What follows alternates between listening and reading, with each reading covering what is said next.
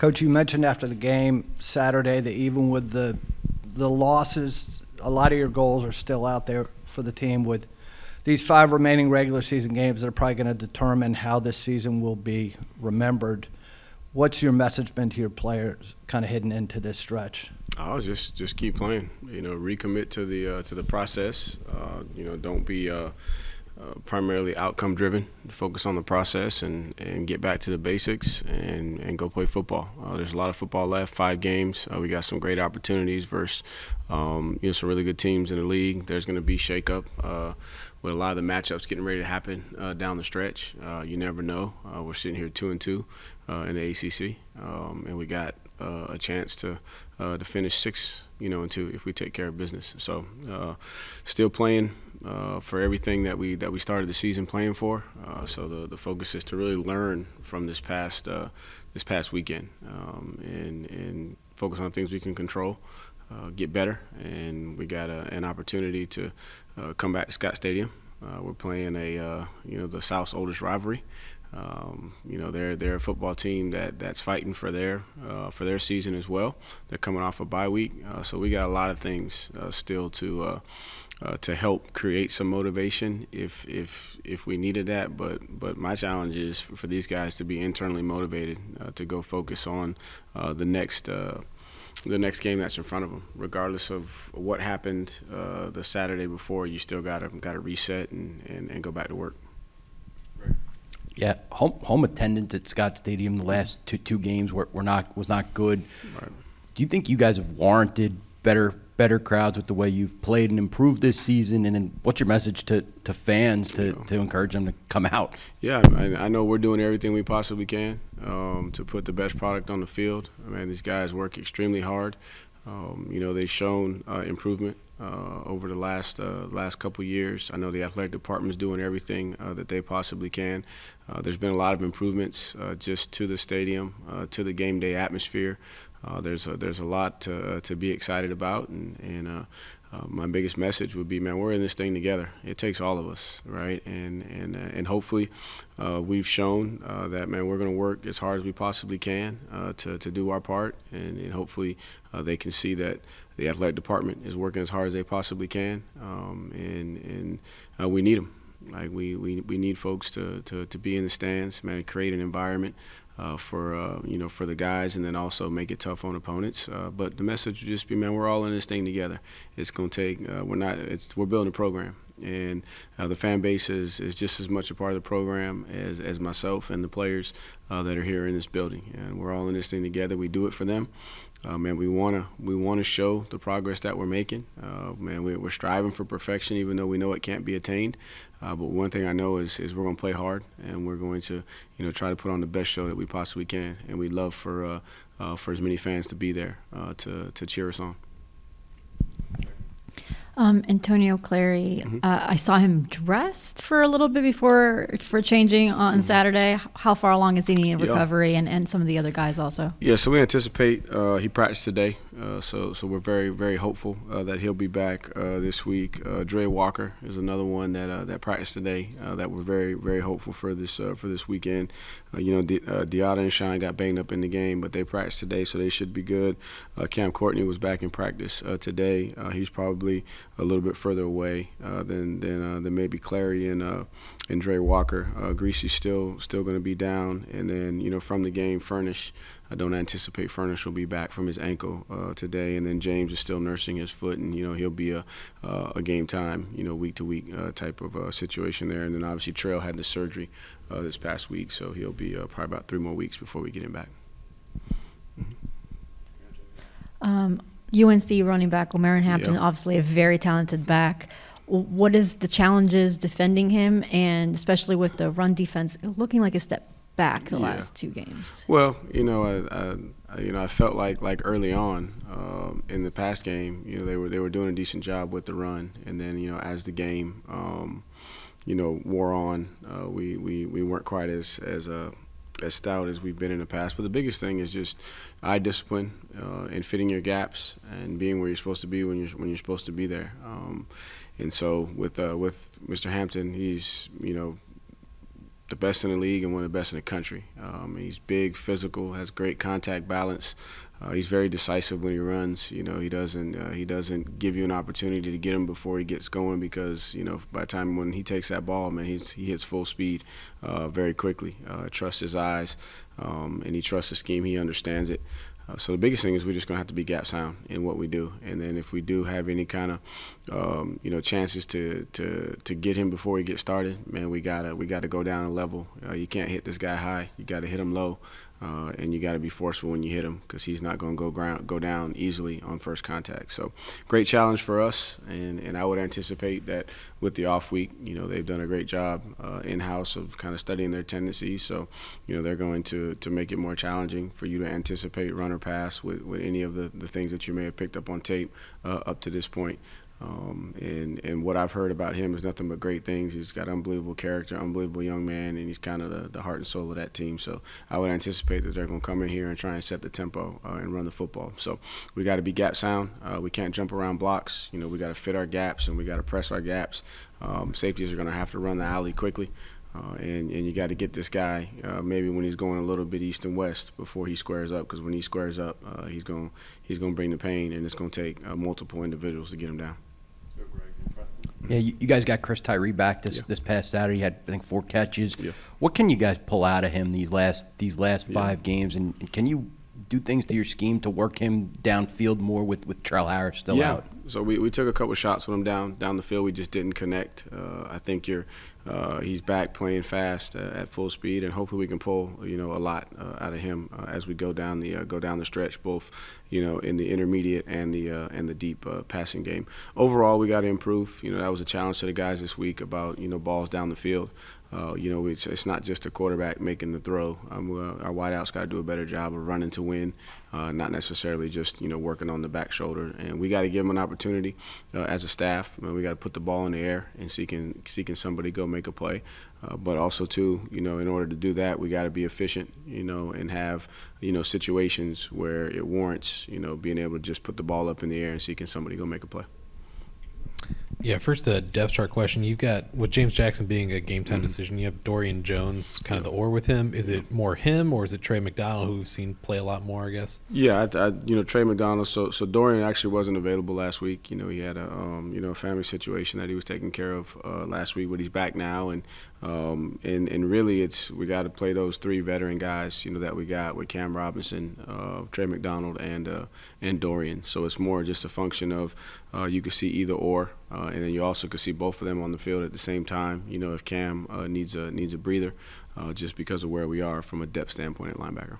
And then Corey Thomas says probably no coach gets on him more at practice than you do. What have you seen from him? Because he said that. Obviously, y'all saw a lot of potential in him coming from Akron. Yep. What have you seen from him this year, and kind of where are you working on with him? Yeah, so I think the first thing that you notice is man, he's got an NFL physique. Physically, he's built like an NFL player, and we saw those flashes in the spring. Now we're having to put him back a little bit deeper, further away from the ball, which is going to change things in the short term, but I think for the long term, it just gives him some flexibility and versatility. It also allows us to get Kendrick on the field, in certain situations where we feel like now we have our best 5 DBs on the field as we're working Dre back into the rotation. The biggest thing for him is just want to see him, play his size with his length, because he is a 6'4", long-armed young man. He's not afraid of contact. He knows how to be violent. Just need to see him play a little bit more in space with his length to set some edges on the perimeter. And so, why I'm hard on him, I guess you could say, is because I see a ton of potential, right? And I think he came here with the desire to play at a higher level in hopes of preparing for the next level, which is the National Football League. So not going to let him waste a rep, because he doesn't have reps to waste. And then also, too, I think that's what he wants. He wants to be coached, So I don't know if he said he asked for Coach Elliott to come over there and coach him, too, now. So I know he says I'm on him. But I know we got a good relationship, but I see a ton of potential that I want to see him, pull out of it, so that there's no questions that he's prepared for the next level. back in December 2022, Cam Robinson had that late day signing ceremony, and you put out a statement that evening after he signed, and you kind of praised him in a way that you haven't necessarily praised every incoming recruit. What made you so confident that, you know, despite the fact that he played at a tiny high school, not against the greatest competition, that he'd be as good as he has turned out to be? Yeah, I think it just, when I watched him on tape and like you can see it, it's hard to describe, but when you watch a young man on tape, you can just kind of see that he has the it factor. And you watched him, and he did everything for his high school. Man, he would punt, he would play a receiver, he'd play running back, he'd play linebacker, he'd go back in the secondary, he returned punts. I mean, he was doing everything. And so you saw that, man, this guy is a football player, because not every player you can put at all these different positions and they can function at a high level. So that was the first thing that attracted me to him is I just saw something on tape that I said, man, this looks like the guy. And then you go watch him play live, right? You watch him play live, and then you go watch him play basketball. Then you have a chance to meet his family. You see the big old smile that he has. I mean, he's a person that you gravitate to. And then also, you know, when you watch the film, he's one of those players that even if you're trying to watch somebody else, he just catches your attention. You know, so those were the type of things that I saw that said, hey, this guy can be a potential, you know, program changing kind of guy. And you know, he was a high profile guy in the state of Virginia that decided to stay home. So just a combination of all those things is what made me say that, and still believe that everything that I said back in December of 22.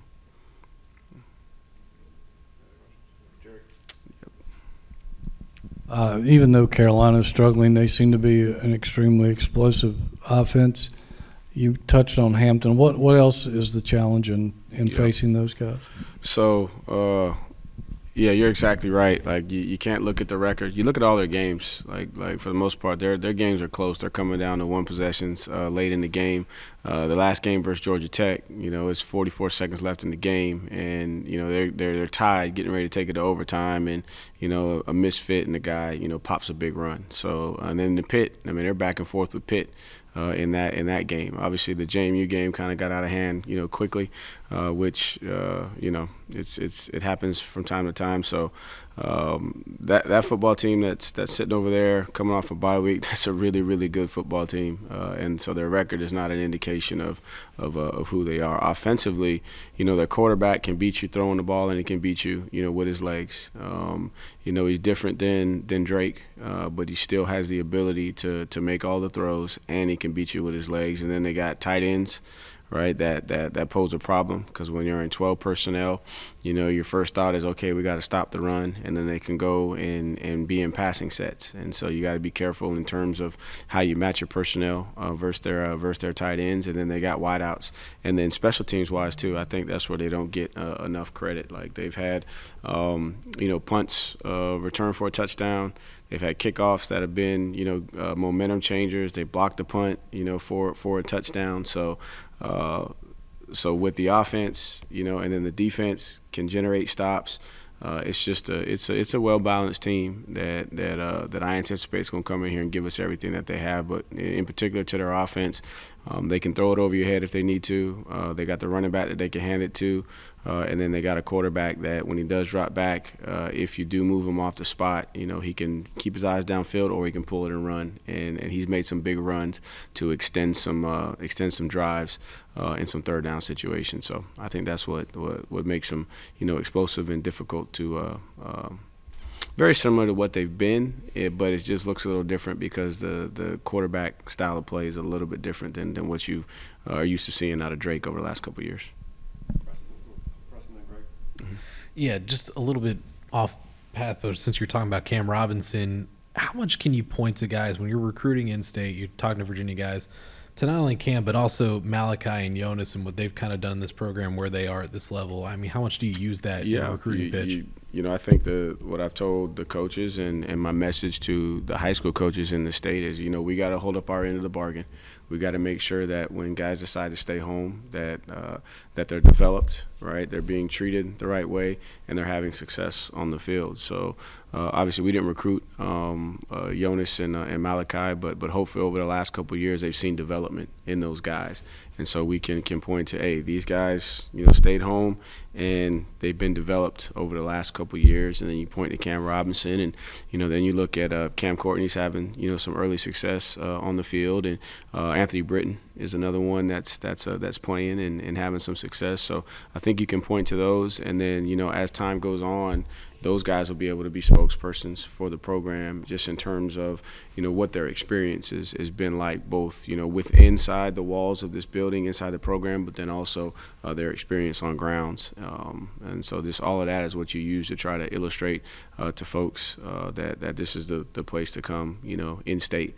And we got to continue to have success on the field, right? Because that's important. The young people want to see, wins, and we fully understand that. But we also know that there's more to it, right, than just that. We want to win all the way around. And I think if you look at not only the success that Malachi and Jonas are having on the field, if you see the impact that they're having in the community, the way they're being developed off the field, the connections that they're making for the rest of their life, all of those are selling points, which are probably a little bit more difficult to get a young person in this day and age of college football recruiting to understand. But we're gonna be the adults, and we're gonna keep the main thing, and we're gonna focus on what we believe is really important, and that's creating a program that's about the total package. That's about development on the field, off the field, spiritually, socially, in all areas of your life, so that when you walk away from your experience at the University of Virginia, you can say, you know what, I'm getting an unbelievable return on my investment. And that's what the objective for us here as a program is, to make sure that when a family entrusts their son to our program, that we're going to do our part to make sure that when he walks away, he's well prepared, well connected, to go dominate in the next stage of life, which will equate to a great return on the time that you spend here at UVA. This is the third straight week you guys are playing a really, really good running back. Different styles too. What's the challenge on defense when you see some different style backs? Like Brown was really fast, Phil was kind of bruising style, and now you get Hampton. You'll see Reed next week from Pitt. What's the challenge when you're playing all those different style of backs who can be really, really effective? Yeah, I think the biggest thing is you got to study, right? You got to study, and you have to pay attention to what the changes and tendencies are, because each one is going to have some tendencies from an alignment standpoint, from how they attack the line of scrimmage, the way that they cut, how they prefer to attack defenders, which way do you need to tackle them. So you just gotta study each week and understand that it's not one size fits all. Just like your angles will be different, when you're going against a young man from Louisville, as opposed to let's say Maffa. But it's going to be different when you attack Maffa. You better be ready to bring it, because he's 230 pounds, whereas a young man from Louisville's a little bit lighter, but he also runs hard for his size. So you just got to study. But the biggest thing is knowing schematically where you're supposed to be, and then executing with the technique that you're required to, and understanding that if you're required to fit the gap, stay in your gap, right? Don't get antsy. And then when he's committed to his gap, that's when you can fall off. And I think sometimes guys want to make a play so bad that they get into a rush, and these guys that we're playing, they're any good running back, you call him an eraser, right? So he erases problems. So if you show color in the hole too quickly, right, he's gonna make you pay for it. And that's where we gotta do a better job of just fitting our gap, staying in our gap until it's time for us to tear off and retrace, so that we don't give him any additional running lanes to be able to take advantage of. I was going to say, you as a former running backs coach, are those things you can help the defense out and try to identify and share with them as you guys build up toward a game? Yeah, I mean, I try to just pour whatever knowledge I have in all different areas to the defense, to the offense, to special teams, experience over the years. And so, I'll go in and talk about kind of what I see in terms of the running back and not only just the way he runs from a pass protection standpoint, definitely trying to help our team have whatever advantage that they possibly can from whatever knowledge that I can see from tape. And I think you take all those different perspectives and put it together as you build a plan of attack for each team that you play. Yeah, with Calandri, I know he hasn't thrown an interception for straight games now. Do you think he's found a balance, though, between, making the safe play, but also, still bringing kind of that juice, I guess, that we saw last year with him and making some big plays out there? Yeah, I think he's improving every single week, and he's taking pride in that. Not that he didn't before, but now that he's having success, so to speak, taking care of the football, man, it's something that he's finding a little bit more excitement in. And again, it's a delicate balance because you don't want to lose the moxie and the it factor that makes him such a special player. But also, we know the margin for error is very, very, very small. It's a game of inches, and so you just got to be careful. So just super proud that he hasn't put the ball in jeopardy, and we're going to need him to continue, to play with, that level of precision. He's got to take chances. We know that. You want him to go through his progression, right? You want him to sit in there and throw the ball in tight windows. So there's going to be some risk reward, but right now he's doing a good job of not putting the ball in jeopardy. But we're going to ask him, to take some chances, throw the ball down the field because that's his job. And each game is a learning opportunity for him. I think in college football there's an assumption that with more time to prepare for the opponent and more time to heal up, a team coming off a bye week is in better position than a team that played the previous week. When you look back over your coaching career as an assistant and now, does that actually play out where, you're better off a bye week, or does it, it just depend? I think it's all based on the situation. You have to take each one in the proper context, right? I've been in situations where coming off the bye week, man, the timing wasn't quite there, right? Because we didn't play the week before. So then it took us a little while to get the timing back. So you could have that argument. I think the health issue is a legitimate argument, in any situation, man. The more time that you have to take the wear and tear off the guys' bodies, it's going to help them. But that doesn't necessarily equate to, better performance, so to speak. I think there's other factors that go into that. So, for us, coming off a bye week, it's been really beneficial in each of the years that we've had bye weeks. But, I don't think it's a absolute formula where one team is because you still got to just go play. Right, and there's going to be advantage of playing the week before because your timing, you didn't take time off. But then there's also going to be, some potential disadvantages because the other team may, have a little bit more in the tank, so to speak, or they may have a couple more bodies because they were able to rest some guys and get them back healthy. For Ben Smiley, is he going to be available for the first half after that? I wasn't sure what the. I sent him in. Yes, I don't know because the referees didn't come to me and say anything that he needed to go in. I just could tell, how frustrated he was, and it's an unfortunate situation. And obviously he made it right with his teammates. Understands that that type of behavior is not acceptable. There were some things that were done right, but it's not an excuse. And Tristan has taken ownership, and big shout out to him because he called. About the situation, remorseful, and then I've had Ben's express his remorse to his teammates. So, as far as I know, they didn't say anything to me. I just could tell that where he was, emotionally, it was best for him just to kind of go inside and cool off.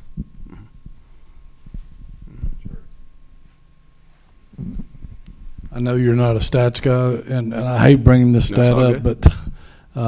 You guys have been outscored 82-23 in the third quarter. Yeah. Have you put that under a microscope and tried to figure out why maybe you guys start so slow in the second half? So, man, matter of fact, I got after the guys a little bit today in practice because we try to structure our practice, right, the same way that we approach a game, right? We want to get off to a fast start. So we have, different aspects of our practice that are designated at the front to simulate a fast start. And then, we have our inside run drill, right, which is one of the more physical aspects of our practice. We have it right before we take a break. So simulating, that last part of that second quarter going into halftime. We take a little break where we refuel them, and then we come out, and then we go into typically competitive stuff against each other to simulate that. And I really challenged them, today in practice, right, to practice so that we can come out fast, after the half. And so, yes, we have put that under a microscope. We call it the middle eight, and this last game it was lost in the middle eight. You look at, where we were offensively the last few minutes of the second quarter.